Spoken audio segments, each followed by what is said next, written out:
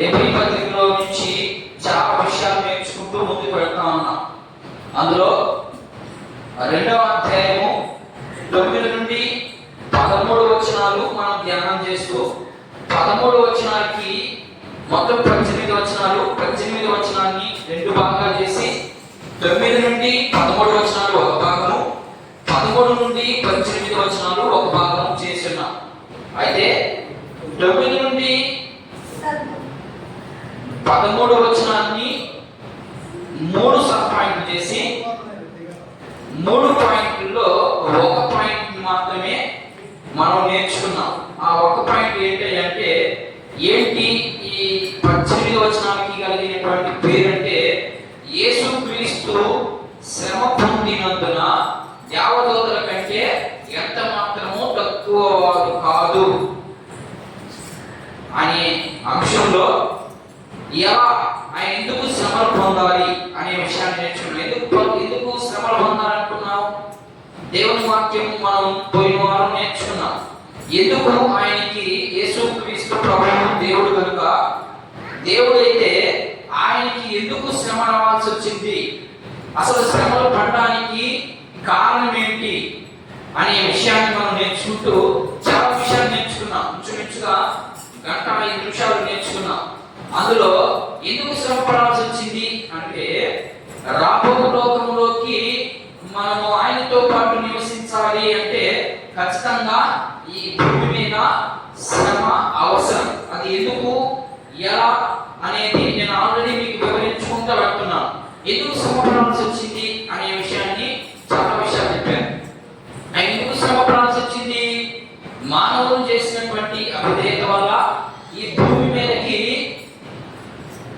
శ్రమ బయలుదేరింది. ఆ శ్రమను ఖచ్చితంగా మనము అనుభవిస్తేనే తప్ప లేకపోతే మనకు సమయం నేర్చుకోవాలా. చాలా విషయాలు మనము నేర్చుకుంటూ వెళ్తాం. అందుకు ఆయనకు ఎందుకు శ్రమలు అనుభవించాలి అనే విషయాన్ని చూసాం. ఇప్పుడు ఎందుకు శ్రమలు అవసరమయ్యా అంటే మానవుని తనతో లేదా తన స్వరూపులోనికి మార్చుకునే దానికి ఖచ్చితంగా యేసుక్రీస్తు ప్రభువు శ్రమ పడాలి అనే విషయాన్ని కూడా కొంత నేర్చుకున్నాం. అయితే అందులో దాన్ని మానవునికి మహిమకు చేర్చుకుంటూ శ్రమ అవసరం అనే పాయింట్ లో 2 విషయాలు చెప్పాను. మొదటి విషయం ఎందుకంటే ఆయన స్వరూపంగా మనం మార్చుకుంటూ ఆయన స్వరూపం మనలో ఉందా. దేవుడి భూమి మీదకి ఆదాముని ఎలా పంపించాడు? ఆయన స్వరూపంతో. అది 2వ అధ్యాయము 26వ వచనంలో కనబడుతుంది మనకు. ఆదికాండము 2వ అధ్యాయము 26వ వచనం ఒకసారి గమనించండి, చూద్దాం. ఆయన ఎందుకు ఈ భూమి మీదకి మనిషిని ఎలా పంపించాడు అనే విషయాన్ని మనం చూస్తాం. 1వ అధ్యాయం సార్ 26 1వ అధ్యాయము 26వ వచనం. దేవుడు మన స్వరూపమందు మన పోలిక చొప్పున నరులము చేయడము వారు చాలు. ఇక్కడ ఏం కనబడతా ఉంది మనకి అంటే దేవుడు తన స్వరూపమందు నరుని చేయాలి అనుకున్నాడు. చేశాడు కాదు, చేసి ఆదాముని భూమి మీదకి పంపించాడు. భూమి మీదకి పంపించినటువంటి ఆదాము దేవుని స్వరూపాన్ని చాలా సంవత్సరాలు అనుభవించి తరువాత ఆయన ఆ స్వరూపాన్ని కోల్పోవడం జరిగింది. ఎందుకు కోల్పోవడం జరిగింది అనే విషయాన్ని మనం అర్థం చేసుకుంటే, ఎందుకు ఆయన స్వరూపం కోల్పోయిందా? ఇదే స్వరూపం ఇచ్చాడు కదా దేవుడు. మరి ఇలాంటి స్వరూపము కోల్పోయిందా ఆదాముకి? కోల్పోలేదు కదా. మరి కోల్పోయినాడని చెప్తున్నా నేను, అర్థమవుతుందా చెప్పేది? మానవుని దేవుని స్వరూపంతో చేసి పంపించాడు భూమి మీదకి. దేవుని స్వరూపాన్ని కోల్పోయినాడని దేవుని వాక్యం సెలవిస్తా ఉంది. ఎలా కోల్పోయాడు?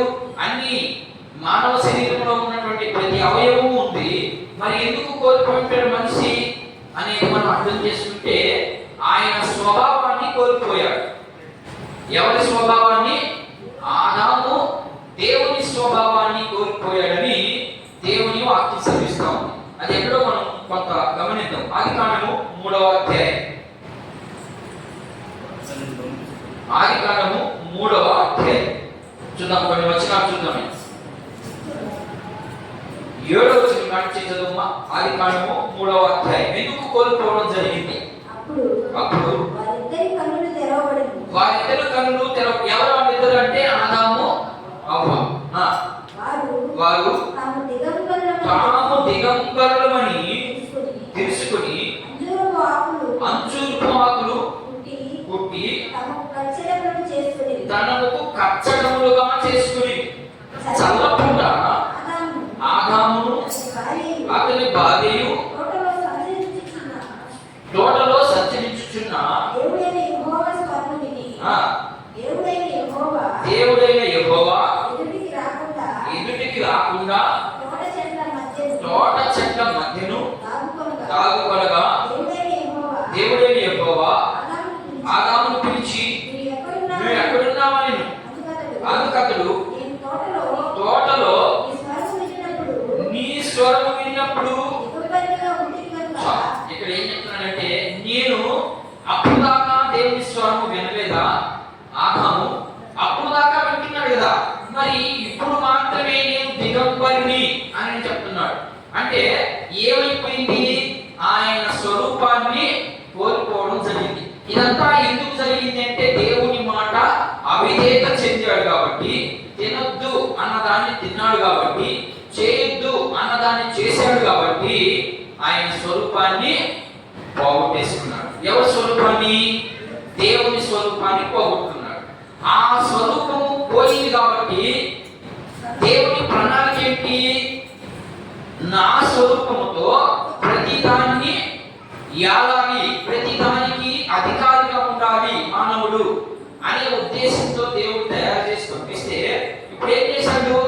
దేవుని మాట అవిధేయత చెంది వల్ల ఆయన కోల్పోయిన ఆ స్వరూపాన్ని మరలా తిరిగి ఆ స్వరూపాన్ని ఇవ్వాలి అంటే ఖచ్చితంగా దానికి ఏముంది? దేవుడు కొన్ని ఆజ్ఞలు ఇచ్చాడు. ఫస్ట్ నుంచే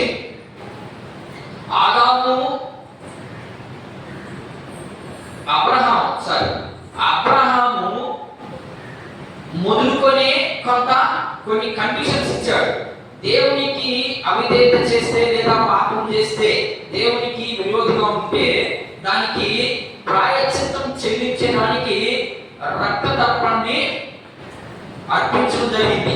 ఆ రక్త తర్పణం వల్ల ఏదైనా ఒక పశువునో ఆవునో ఎడ్లను ఏదో ఒక దాన్ని పోసి ఆ రక్తాన్ని మనిషి మీద 7 మార్లు చల్లితే ఆ మనిషి ఏమవుతాడు? పరిశుద్ధపరచబడతాడు. అది అబ్రహాముకు ఇచ్చినటువంటి మాట. అలాగే కంటిన్యూషన్ అవుతా వస్తా ఉంది. ఇప్పుడు ఉన్నటువంటి మనిషి ఆ స్వరూపాన్ని కోల్పోయాడు. తిరిగి మళ్ళా అదే స్వరూపాన్ని ఇవ్వడానికి రెండవ కుమారుడుగా జ్యేష్ఠుడుగా వచ్చాడు అనే విషయాన్ని కూడా మనం నేర్చుకున్నాం. ఎలా వచ్చాడు? మొదటి కుమారుడు ఏం చేశాడు? మాట తప్పి ఆ స్వభావాన్ని కోల్పోయాడు.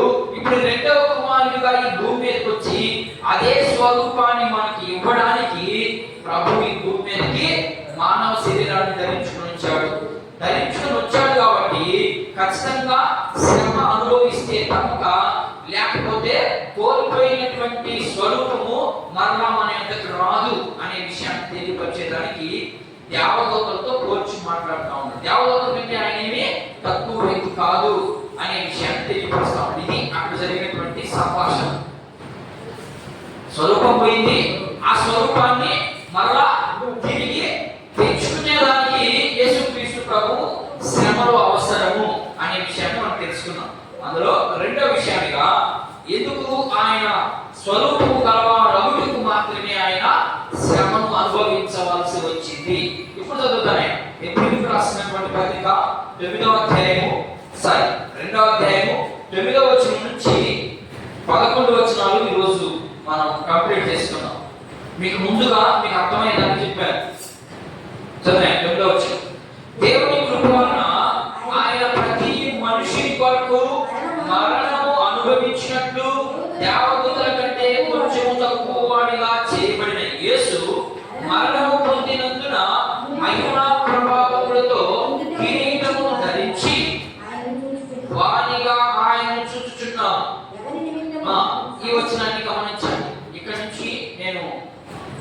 అర్థమయ్యేదని చెప్తున్నాను. బాగా చదవండి ఈ మాట. ఎవరి నిమిత్తము సమస్తమును ఉన్నవో, ఎవరి వలన సమస్తమును కలుగుచున్నవో ఆయన అనేకులైన కుమారులను మహిమకు తెచ్చుచుండగా వారి రక్షణకర్త శ్రమల ద్వారా సంపూర్ణంగా చేయుటకు ఆయనకు తగు. ఎవరైనా అనేది ఎందుకు ఆయన భూమి మీదకి రావాల్సి వచ్చిందంటే మనందరినీ ఏం చేసుకోవాలనుకున్నాడు ఆయన? తనకు జ్యేష్ఠ కుమారుడు అంటే రెండవ కుమారుడుగా చేసుకోవాలనేది ఆయన యొక్క ఉద్దేశం. కాబట్టి ఆయన అద్వితీయ కుమారుడైనటువంటి యేసుక్రీస్తు ప్రభువు వారిని రెండవ కుమారుడిగా అంటే జ్యేష్ఠ కుమారుడిగా ఈ భూమి మీదకి పంపించాడు. భూమి మీదకి పంపించి ఆయనకి కొన్ని శ్రమలు పెట్టాడా? యేసు ప్రభువుకి శ్రమలు, చాలా శ్రమలు అనుభవించాడు ఆయన. అవన్నీ ఆయనే భరించగలిగాడా? నా సైన్యాన్ని యేసుక్రీస్తు ప్రభువు ఆయనే అనుభవించగలిగాడా? లేకపోతే ఆయన వెనక ఒక వ్యక్తిని నడిపించాడా? అర్థమవుతుంది చెప్పారుమా? యేసుక్రీస్తు ప్రభువు తనకు తానుగా శ్రమను అనుభవించాడా? ఆదాములాగా సొంత ప్రయత్నాలు ఏమైనా చేశాడా? లేకపోతే వెనక ఎవరైనా ఒక వ్యక్తిని నడిపించాడా అనేది ఇక్కడ పాయింట్. రక్షణ ఇచ్చేది ఎవరు? ఆయన రక్షణ ఇచ్చింది ఎవరు? యేసు ప్రభు. మరి ఆ రక్షణ ఇచ్చేదానికి ఆయన ఒక ప్రణాళిక ఉంది, అవునా కదా? అక్కడ చూడండి, అక్కడ ఎన్ని పత్రిక చూడండి ఒకసారి, మళ్ళీ ఒకసారి చదవండి.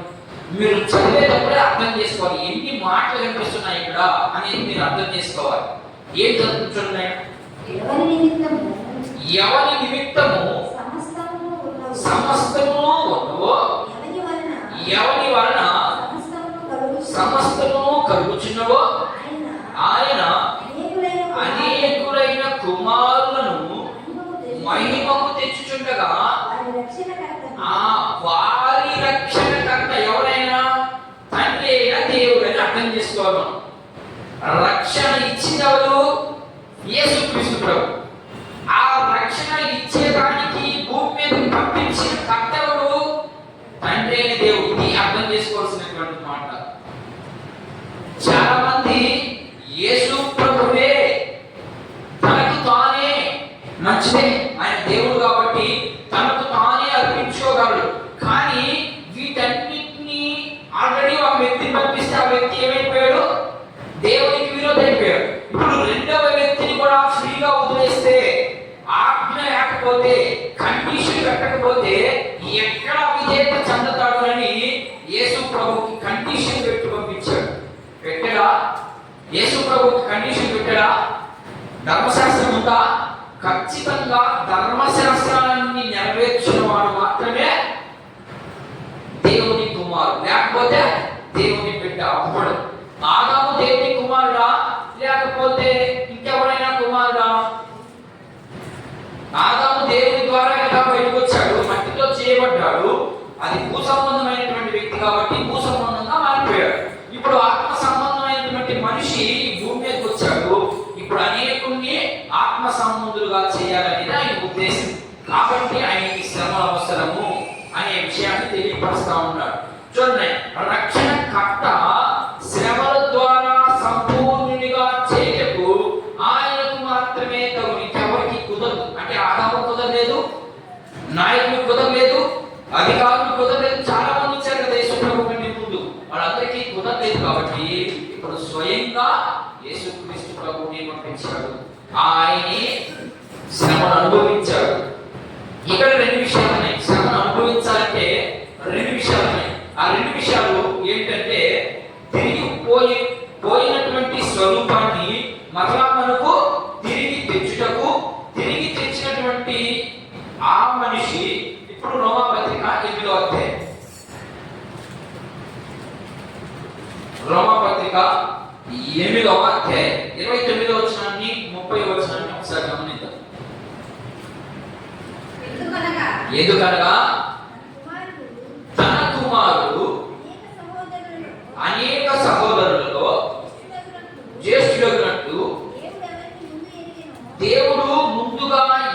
లేనిను వారు తన కుమారులతో ఏంటంట, ఎందుకు యేసు ప్రభు వచ్చింది భూమి మీదకి? నేను ముందుగా ఎవరిని ఎరిగి ఉన్నానో వారిని ఏం చేసేదానికి యేసు క్రీస్తు ప్రభు భూమి మీదకి వచ్చాడంట? తన స్వరూపాన్ని, లేదా చదువు మాట మన చదువు అక్కడి నుంచి చదువు. వారు తన కుమారుడితో సమానులుగా ఉండడానికి కోసము అతను ముందుగానే నిర్ణయించుకున్నాడు. ఎవరెవరిని? మనందరినీ ముందుగానే నిర్ణయించుకున్నాడు. ఎఫెసీ పత్రికలో మీకు చెప్పాను నేను ఆ మాటలన్నీ కూడా. ముందుగా ఎవరిని నిర్ణయించుకున్నాడో, ముందుగా ఎవరిని ఎన్నిక చేసుకున్నాడో అనే విషయాన్ని మీకు తెలియపరిచాను. అయితే అక్కడ ఏం చెప్తా ఉన్నాడంటే, యేసు క్రీస్తు ప్రభు స్వరూపంలోనికి మార్చుకోవడానికి భూమి మీదకి వచ్చాడు యేసు ప్రభు. అంతే. కోల్పోయినటువంటి స్వభావాన్ని తిరిగి మరలా ఇవ్వడానికి భూమి మీదకి వచ్చాడు. వచ్చినటువంటి వ్యక్తి ఎవరిని పిలిచానో మనం నిన్న చూస్తున్నాం. ఎవరిని పిలిచినో వారిని ఏం చేశాడు? నీతిమంతులుగా చేశాడు. ఎలా నీతిమంతులు అవుతారు? ఎవరిని పిలిచినో వారు నీతిమంతులుగా తీర్చబడతారు. ఎలా నీతిమంతులుగా తీర్చబడతారంటే, యేసుక్రీస్తు ప్రభు రక్తము ద్వారా ఎవరైతే కడగబడతారో వాళ్ళందరూ కూడా నీతిమంతుల జాబితాలోకి వచ్చేస్తారు. ఆయన ఎవరైతే అంగీకరిస్తారో వాళ్ళందరూ కూడా యేసుక్రీస్తు ప్రభు యొక్క స్వరూపము ధరించుకున్న వారైపోతారు. చూద్దాం. మరలా యేసుక్రీస్తు రక్తంతో కడగబడిన వారందరూ కూడా సంపూర్ణులుగా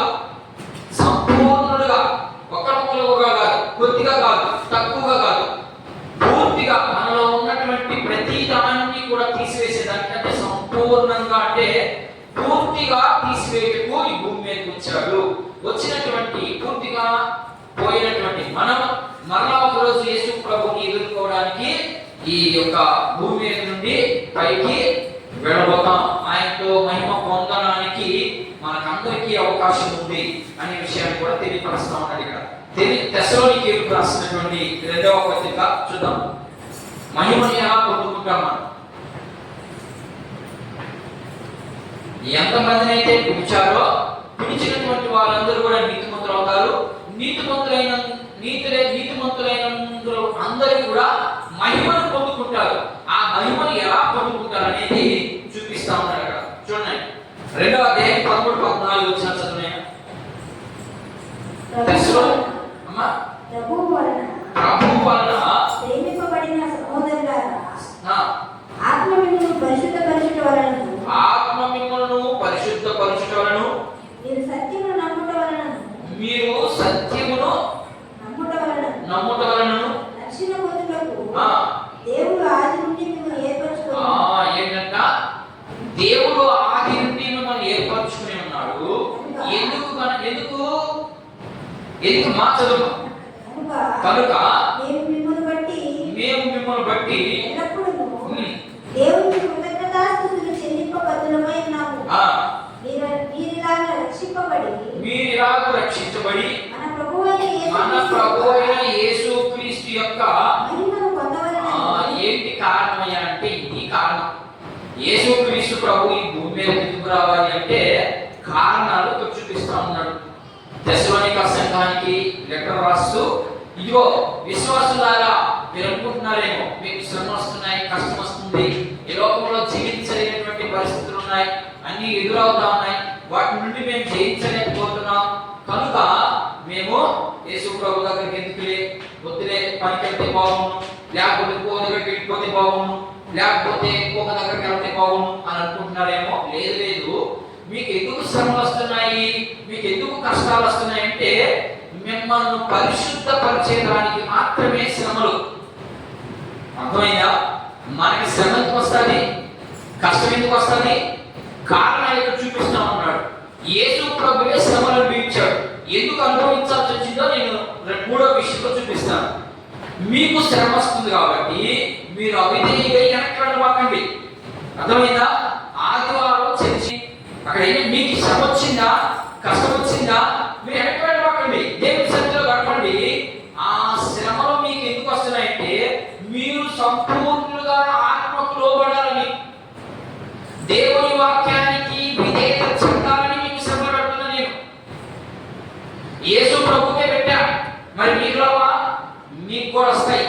ఆ శ్రమలలో నుంచి మీరు బయటికి రావాలంటే ముందు మీరు సంపూర్ణులుగా అవ్వాలి. అవినప్పుడు మాత్రమే అన్ని మీకు దొరుకుతాయి. లేకపోతే కాసేపట్ట నులివెచ్చని స్థితి, ఆ స్థితికి మాత్రం రావద్దు అని చెప్తా ఉన్నాడు. ఒకవేళ అలా వస్తే మీకు మహిమ వస్తుందో రాదో అనుకోలేదు, మీకే అర్థం అవ్వాలి. నులివెచ్చని స్థితిలో ఉంటే మీరు మహిమ ఒకసారి ఆ లాస్ట్ వచ్చిన చదువుమా, తెస్సలోనికీ 14 వచ్చిన చూడు. మీరు ఎలా రక్షించబడ్డారు, ఆయన మీకోసం ఎలా శ్రమ పడ్డాడు, ఆయన మీకోసం ఎన్ని శ్రమలు అనుభవించాడు, అవన్నీ మీరు మనసులో పెట్టుకొని మీరు ఎలాగో రక్షించబడి మన ప్రభువైన యేసుక్రీస్తు మహిమ పొందవలెనని ఆయన మనకు సువార్త చదువుమా, మన సువార్త వలన మిమ్మల్ని పిలిచాడు. కాబట్టి సహోదరులారా, ఎక్కడగా ఉండి నోటి మాట వలనైనను మా పత్రిక వలనైనను మీకు బోధింపబడిన విధులను ఏం చేయాలట? తెస్సలోనిక సంఘానికి రాస్తూ ఏం చెప్తున్నాడు చూడండి. అక్కడ నేను ఇక్కడ కూడా ఒక మాట చూడండి, వల్ల చూడండి. నేను మళ్ళా ఒకసారి మాట చదువునే, మీరు బాగా అర్థం చేసుకోవాలి వాక్యాన్ని. చదువునైన మాట కాబట్టి సహోదరులారా, నిలకడగా ఉండి చూడండి. ఇక్కడ ఏం చెప్తున్నాడు పౌలు, నా నోటికి వచ్చినట్టు నేను చెప్పడం లేదు. మరి ఇప్పుడు చదువుని మళ్ళీ ఒకసారి, మా నోటి మాట వలనైనను మా పత్రిక వలనైనను మీకు బోధింపబడిన విషయములను చేపట్టుడి. మన ప్రభువైన యేసుక్రీస్తును మనల్ని ప్రేమించి క్రియల చేత కాదు, ఆయన కృప చేతనే మిమ్మల్ని ప్రేమించి మీకు రక్షిస్తే దానికి మీరు బాగుంటారు. కష్టం వచ్చిందని దానికి మీరు వదిలేసుకుంటారు అనే విషయాన్ని తెలియజేస్తా ఉన్నాడు ఇక్కడ. అర్థమైందా? అదే మొదటి పత్రికలో మరలా మొదటి పత్రిక 4వ అధ్యాయము 16వ వచనం చదువు ఒకసారి. ఇదిగో ఆ మహిమ నీకు ఎందుకు ఇస్తున్నాడు, ఎందుకు నీకు సంబంధించిన వెనకెళ్తున్నావు? నీవు మహిమలో ప్రవేశించాలి అంటే నేను చెప్పిన మాట వినాలి ఖచ్చితంగా. వినప్పుడు ఏం జరుగుతుందో చూపిస్తామంట అక్కడ. ఆత్మాటముతోను ప్రధాన దూత శబ్దములతోను దేవుని బోరతోను పరలోకము నుండి ప్రభువు దిగి వచ్చును. చూడండి ఇక్కడ ఎవరంట? మీరు ఆడో ఉంటే కాదు, ఎప్పుడో చర్చికి వస్తే కాదు, మృతులైన వాడు. మొదట లేసేది ఎవరమ్మా? క్రీస్తునందుండి అంటే క్రీస్తును చూపించి గొప్పేదా. క్రీస్తు శ్రమ పడ్డాడు. ఎవరి కోసం శ్రమ పడ్డాడు? ఎవరి కోసం శ్రమ పడ్డాడమ్మా? మనందరి కోసం శ్రమ పడ్డాడు. శ్రమ పడ్డ దానికి మనం కృతజ్ఞత కలిగి ఏమన్నా జీవిస్తున్నామా? యేసు ప్రభు సన్నిధికి రావడానికే మనకి ప్రైజ్ సరిపోవడం లేదు. మనకి ఆడవాళ్ళ కృతజ్ఞత ముందు, అసలు కృతజ్ఞత ఇచ్చాము, ఈగిపోయే వాళ్ళు ఒకసారి పక్కన పెడదాం. దేవుడు కోరేది ఏంటి మన నుంచి? ఒక ఉదాహరణ చెప్తాను నేను. మత్తయి సువార్తలో ఒక ఉదాహరణ ఉంటుంది. ఒక గుడ్డోడు వస్తాడు ఆయన దగ్గరికి. గుడ్డోడు వచ్చి కళ్ళు బాగు చేసుకుని అంటాడు. అట్లాగే చాలా మంది వచ్చి కళ్ళు బాగు చేసుకుని ఏదో వాడుకున్న జబ్బులు బాగు చేసుకుని అంటారు. మళ్ళా యేసు ప్రభు సువార్త చెప్పుకుంటే పోయి మళ్ళా రిటర్న్ అవుతాడు. రిటర్న్ అయ్యి మళ్ళా అదే ప్రాంతానికి వస్తాడు ఆయన. అదే ప్రాంతానికి వచ్చినప్పుడు యేసు ప్రభు వస్తున్నాడని తెలిసి ఆ స్వస్థత పొందుతున్నటువంటి వారు ఒక్కడ మాత్రమే వెళ్ళారు ఆయన చూడడానికి. కొరవడంలో రాలేదు ఆయన. పనులు కింపారు. వాళ్ళ పనులు బాగోకపోయారు కదా, వాళ్ళ పనులు కింపారు. యేసు ప్రభు ఆ వ్యక్తిని అంటాడు, ఏరా బాబు, చాలా మందిని ఆ రోజు నేను స్వస్థపరిచాను కదా, నువ్వు అక్కడే వచ్చిన కారణం కొరవలేకపోయినారు అని అడిగినట్టు దాని అర్థం ఏంటి? యేసు ప్రభు కూడా మన నుంచి ఏదో ఆశిస్తున్నాడు. ఏంటి? నీ డబ్బు కాదు, నీ ధనం కాదు, నీ ఆస్తి కాదు. కృతజ్ఞత కలిగి చేసిన మేలుని మరలా మనం ఆయన వస్తున్నాడు అన్నప్పుడు కనీసం ఆయనకి ఏమి ఇవ్వలేకపోయినా ఆయన్ని ప్రేమగా పలకరించాల్సినటువంటి బాధ్యత మనకుందా? వీడకుందా? ఉంది. కానీ బాధ్యత ఏం చేశారు? తృణీకరించారు. మనం కూడా అలాగే ఉన్నాం. ఆయన కృప చేత మనల్ని ప్రేమించి అన్ని శ్రమలు అనుభవించి అంత కష్టము అన్ని కన్నీళ్లు చేసి మనం రక్షించుకుంటే మనం ఆదివారం చర్చికి రాలేకపోతాం. దేవుని సంఘముగా కూడుకోలేకపోతున్నాం అంటే కారణము మనము కృతజ్ఞత లేని వారు అని మనం అర్థం చేసుకోవాలి. ఇది మొదటి విషయం. ఇక నేను ఇంకా ముందుకెళ్తాను. చదువు ఇప్పుడు 10వ చదివి 11వ కంప్లీట్ చేసి 11వ చెప్పి నేను ముగిసి చేస్తాను. నేను ఎగ్రీ పత్రిక 10వ అయిపోయింది. ఎవరి నిమిత్తము సమస్తము కలుగునో అని చెప్పేశాను. ఇప్పుడు అర్థమైందని చెప్పింది మీకు అర్థం అవడానికి చూపించాను. ఎవరిని మహిమ తేవడానికి యేసుక్రీస్తు శ్రమ పడ్డాడు అంటే కారణం చూపించాడు. శ్రమ పడ్డ వారికి మహిమ వస్తుంది. ఎలా వస్తుందో కొన్ని వచనాలు క్రాస్ రిఫరెన్స్ చూపించారు. ఆయన ఎందున్న వారికి మాత్రమే మహిమ పొందుకుంటారు, పరవాళ్ళకి రాదనే దాని అర్థం. ఇంతవరకు 2వ భాగం అయిపోయింది. ఇప్పుడు 3వ భాగంలోకి వస్తున్నాను. 11వ వచనాన్ని చదవండి. ఈ వచనాన్ని చెప్పి నేను మానేస్తాను. ఇక్కడ చూడండి, ఇక్కడ 2 విషయాలు కనబడతా ఉన్నాయి ఈ మాటలో కూడా. ఏమని కనబడతా ఉన్నాయంటే, నేను 10వ వచనం నుంచి కంటిన్యూషన్ చదువుకుంటా. ఎవరి నిమిత్తము సమస్తము ఉన్నవో, ఎవరి వలన సమస్తము కలుగుచున్నవో, ఆయన అనేకులు కుమారులకు మహిమకు తెచ్చుచుండగా వారి రక్షణకర్త శ్రమల ద్వారా సంపూర్ణులుగా చేయుటకు ఆయనకు తగు. అయిపోయింది. అవసరం అయిపోయింది. పరిశుద్ధపరచు వారికి పరిశుద్ధపరచబడు వారికి అందరికీ ఒకటే మొత్తం. ఇంకొక లైన్ ఉంది, ఆ లైన్ మనం చూద్దాం. ఇక్కడ ఏం చెప్తున్నాడంటే 2వ విషయంలో నేను ఈ 11వ వచనంలో 2 విషయాలు కనబడుతున్నాయి. ఏంటేంటి కనబడుతున్నాయి? పరిశుద్ధ పరచు వారికి అంటే ఎవరు పరిశుద్ధపరిచేది? పాత నిబంధనలో ఏమా? పాత నిబంధనలో ఇక్కడ 2 మాటలు కనబడతా ఉన్నాయి. ఏంటంటే పరిశుద్ధ పరచబడువారు, రెండోది పరిశుద్ధ పరచబడువారు. అంతేనా? అంటే ఏంటంటే పోల్చుకునే దానికి కుదరదు కాబట్టి పరిశుద్ధ పరిచేది ఎవరు? యాజకుడు. అంతే కదా. పాత నిబంధనలో పాపం చేస్తే ఏమో చేస్తున్నాడు? బలు అర్పిస్తున్నాడు. ఎవరు అర్పిస్తున్నాడు? పాపం చేసే వ్యక్తి అర్పిస్తున్నాడా, లేకపోతే యాజకుడు అర్పిస్తున్నాడా? యాజకుడు మాత్రమే అర్పిస్తున్నాడు. పాపం చేసినటువంటి వ్యక్తి యాజకుడి దగ్గరికి తీసుకెళ్ళి యాజకుడు ఏం చేస్తాడు? ముందు ఆయన నిమిత్తం బలర్పించాలి. అర్థమైంది? అది ఇక్కడ దాని అర్థం. పరిశుద్ధ పరచు వారికి అంటే నేను అనుకున్న ఉదాహరణకి, నేను పరిశుద్ధ పరచేదానికి ముందు నేను పవిత్రులుగా ఉండాలి. నేను పవిత్రతను చేసుకొని తర్వాత మిమ్మల్ని పవిత్రులుగా చేయాలి. అది ఇక్కడ ఒక్కటే మూలం అన్నాడు. ఇక్కడ అంటే ఏంటి ఆ మూలము?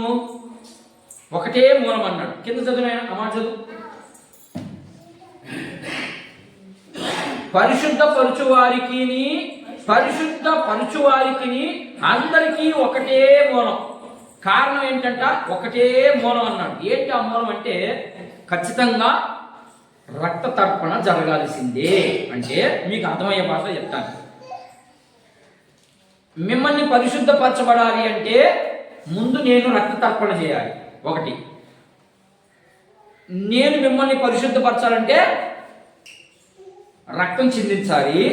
నన్ను నేను పరిశుద్ధపరచుకోవాలంటే కూడా రక్తము చిందించాలి. అందుకని ఒక్కటే మనం అంటే పరిశుద్ధ పరిచేవారికి, పరిశుద్ధ పరచబడు వారికి, అంటే వీళ్ళిద్దరికీ రక్తము ద్వారానే విమోచన, లేకపోతే విమోచన లేదు. అందుకని ఆయనకి శ్రమ అవసరం. ఇప్పుడు యేసు ప్రభు వచ్చాడు ఈ భూమి మీదకి. యేసు ప్రభు భూమి మీదకి వచ్చి ఆయన నిమిత్తము శ్రమను అనుభవించాలి, అలాగే మన నిమిత్తం కూడా శ్రమలు అనుభవించాలి. అప్పుడు మాత్రమే ఆయన మనము సమానం అవుతాం. అంతేనా? నేను చెప్పేది అర్థమవుతుందా? పాత నిబంధనలో ఏం జరుగుతుంది? పాపం చేస్తే యాజకుడి దగ్గరికి తీసుకొస్తుంది. చదువుతాం, కొన్ని మాటలు చదువుతాం, మీకు అర్థమయ్యేదానికి. లేవియాకాండము 4వ అధ్యాయం చూద్దాం. పాత రోజుల్లో ఏం జరుగుతూ ఉంది, పరిశుద్ధపరచబడాలి అంటే ఏం జరుగుతూ ఉంది? లేవియాకాండము 4వ అధ్యాయం 3వ వచనం చదువునే. ప్రజలు అపరాధం రగులట్లు అభిషక్తుడైన యాజకుడు పాపము చేసిన ఎడల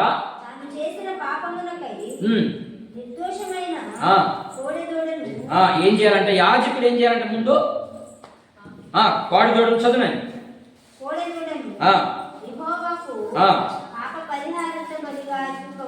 ఏం చేయాలంటే ముందు మీరు అర్థమవుతుందా అర్థం కాలేదా నేను చెప్పేది? అర్థమవుతుందా అర్థం కాలేదా? మళ్ళీ అడుగుతున్నాను నేను. మీరు అర్థం చేసుకోకపోతే అడగండి నన్ను, నాకు అర్థం కావట్లేదని చెప్పండి. మీరు అర్థం చేసుకోకపోతే నేను చెప్పు కూడా అదే ఇక్కడ దాని అర్థం. పరిశుద్ధ పరచబడే వారికి, పరిశుద్ధ పరచబడి వారికి ఇద్దరికీ అవసరం ఇది. నాకు మాత్రమే తెలిస్తే కుదరదు. అంటే మనిషి ప్రతి ఒక్కరు పాపం చేస్తారో చేయరా? ఖచ్చితంగా అందరూ పాపం చేస్తారు. అందరూ పాపం చేస్తారు కాబట్టి అందులో యాజకుడు కూడా మనుషుల్లో నుంచి వచ్చినటువంటి వ్యక్తే. కాబట్టి మొదట ఆయన నిమిత్తము ఏం చేయాలంట? బలి నర్పించి పరిశుద్ధ స్థలంలోనికి వెళ్ళి అక్కడ ప్రోక్షించి తర్వాత ఈయన ప్రోక్షించుకొని ఈయన పవిత్రపరచబడాలి. దేని ద్వారా పవిత్రపరచబడుతున్నాడు? రక్తము ద్వారా మాత్రమే పవిత్రపరచబడుతున్నాడు. ఈ పవిత్రత ఎప్పుడు దాకా ఉంటుంది? 1 సంవత్సరం మాత్రమే. 1 సంవత్సరం మాత్రమే పనిచేస్తుంది. నువ్వు ఎన్ని తప్పులైన చెయ్యి, ఆ అన్ని తప్పుల నిమిత్తము చివరి రోజు మనం వాగ్దానాలు తీసుకుంటాం కదా. వాగ్దానాలు తీసుకున్నారు అందరూ. ఆ వాగ్దానాల్ని మనం తీసుకొని మురిసిపోతున్నాం. ఆ వాగ్దానం నీ జీవితంలో ఫలించాలి అంటే ఖచ్చితంగా నీవు వెనక ముందు వాక్యం వచ్చిందా, ఆ వాక్యానికి వెనకేం జరిగింది, ముందేం జరిగింది, నా జీవితం అలాగ ఉందా లేదా, నువ్వు ఎప్పుడైతే సరి చేసుకుంటావో అప్పుడు నీ ఆ వాక్యం నీలో ఫలిస్తుంది. ఓకేనా? అలా లేకపోతే వాక్యం నీకు ఫలింపులోనికి రాదు. నీకు ఆ వాగ్దానము జరగదు.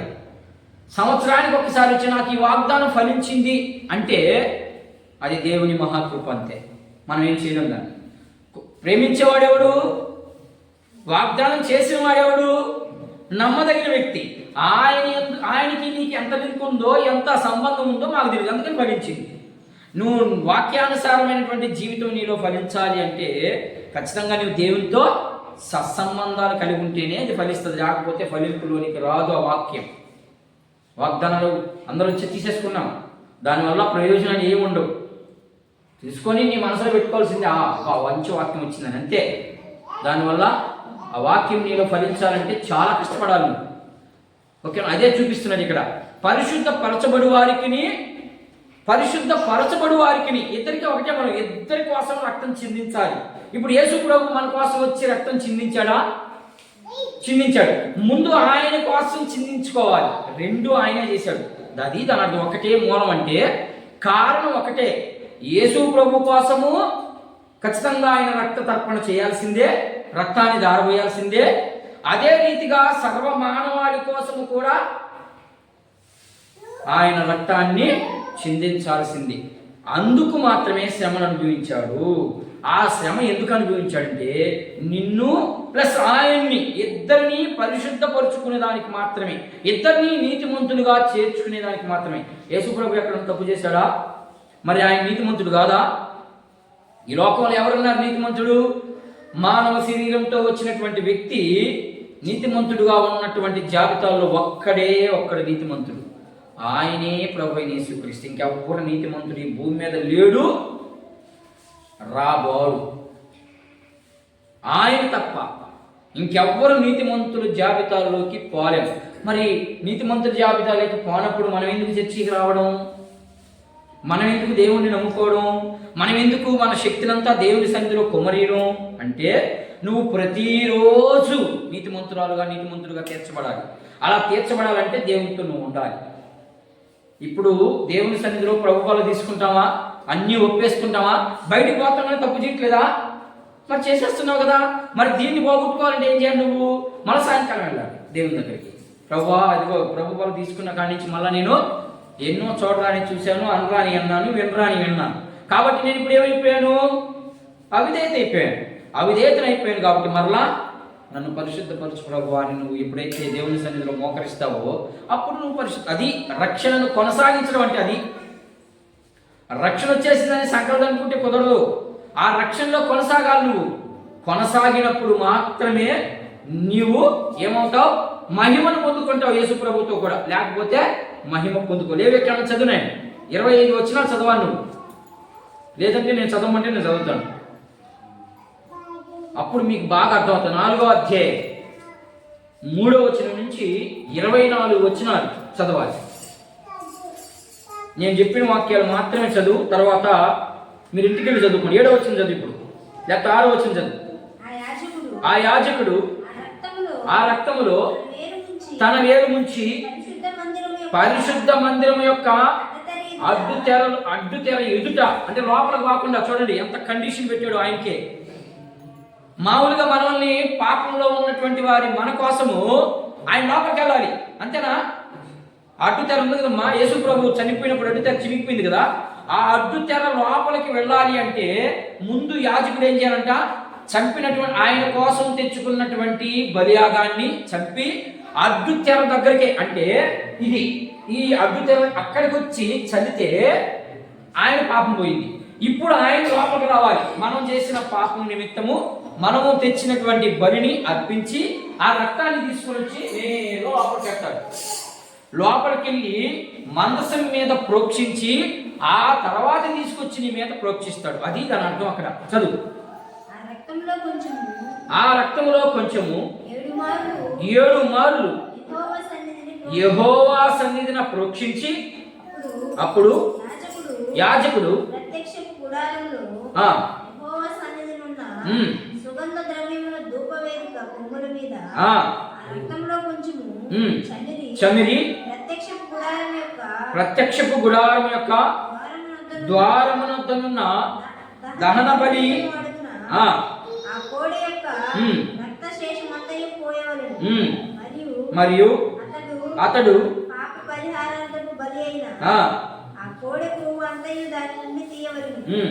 ఆంత్రములో ఉన్న కొవ్వును ఆంత్రముల మీద కొవ్వు అంతటికి మూత్ర గ్రంథులను, మూత్ర గ్రంథులు అంటే మందసం, మూత్ర గ్రంథులు అక్కడ అవును కదా. మూత్ర గ్రంథులు అంటే కోయబడినటువంటి దాని యొక్క అవయవాలని అర్థం. సరే, ఇక చూడండి 13వ వచనం చదువు. అక్కడి నుంచి మీరు ఇంటికి వెళ్ళి చదవాలి ఖచ్చితంగా. ఇశ్రాయేలీలో సమాజం అంతయు పొరపాటున ఏ తప్పిదము చేసినా యెహోవా ఆజ్ఞలన్నిటిలో దేనినైనను మీరిన చేయరాని పని చేసినా ఆ ఆజ్ఞకు విరోధముగా చేసిన ఆ పాపము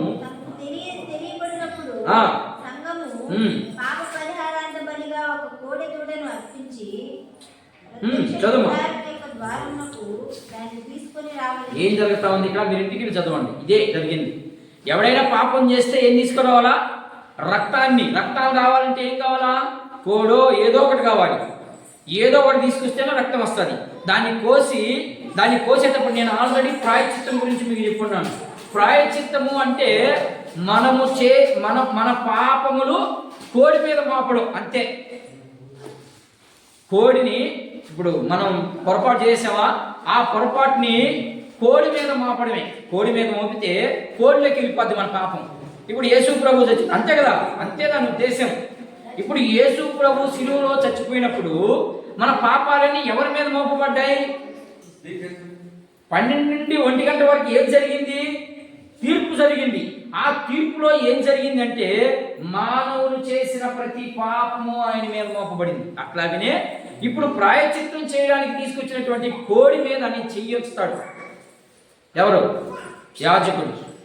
నైనా దాని మీద చేయబెట్టేయా? చేయబెడతాడు. చేయబెట్టిన తర్వాత ఈయన ప్రార్థన చేస్తాడు, ప్రభువా ఇదిగో ఈ వ్యక్తి అపరాధం ఈ సంవత్సరం అంతా చేశాడు కాబట్టి వీడు పాపాలనే దాని మీద రాస్తున్నాను నేను అంటాడు. ఆయన అంటుండగా దాని మీదకి వచ్చేస్తాయి పాపాలు. ఎందుకని? దేవుడే వాడిని నియమించాడు కాబట్టి ఆ పాపాలని దాని మీద వచ్చినప్పుడు దాన్ని కోసి ఆ రక్తాన్ని చల్లితే ఈయన పరిశుద్ధుడు అవుతాడు. అది దాని అర్థం.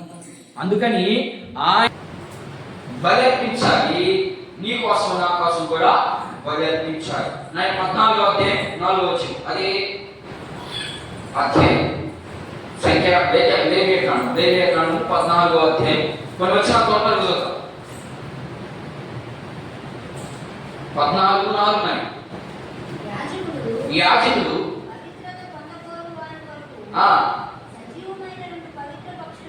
ఏం చేయాలంట?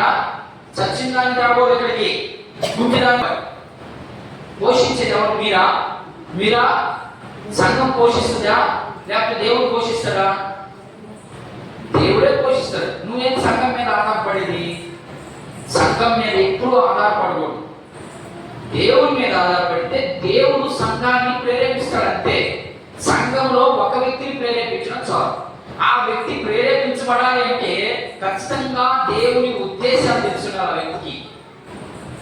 మీరు చాలా మంది ఉన్నారు, ఆ చాలా మందిలో దేవుని ఉద్దేశాలు ఎవరికైతే తెలుస్తాయో ఆ వ్యక్తి మాత్రమే చేయగలడు, లేకపోతే చేయలేదు.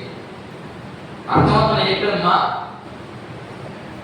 మనము సంఘం మీద ఎప్పుడంటే దేవుడు